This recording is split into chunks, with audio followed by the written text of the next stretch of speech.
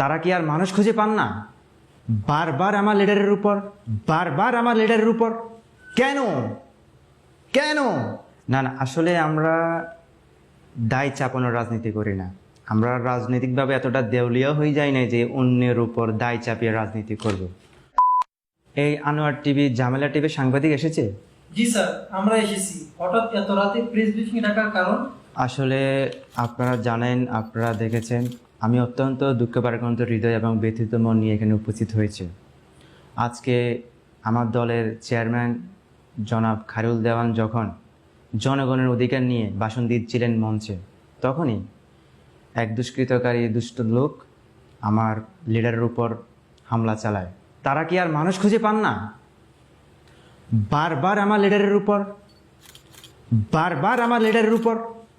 কেন কেন? Sir please, আপনি উত্তেজিত হবেন না, না হলে যে কোনো সময় আপনার স্ট্রোক হয়ে যাবে। সরি, আমি একটু ইমোশনাল হয়ে গেছি। পানি হবে? পানি? এই নিন স্যার পানি। Thank you. আলহামদুলিল্লাহ।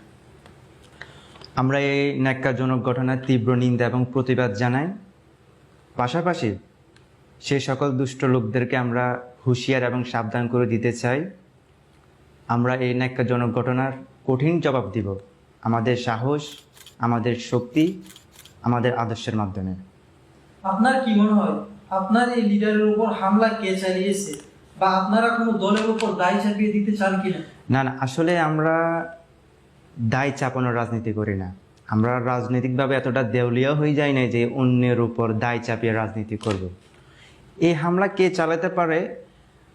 আমার লিডার সাম্প্রতিক সময়ে চাঁদাবাজ, দুর্নীতিবাজদের বিরুদ্ধে কঠোর আওয়াজ তুলেছিলেন। হয়তো তাদের মধ্যে কেউ একজন এই হামলা চালাতে পারে।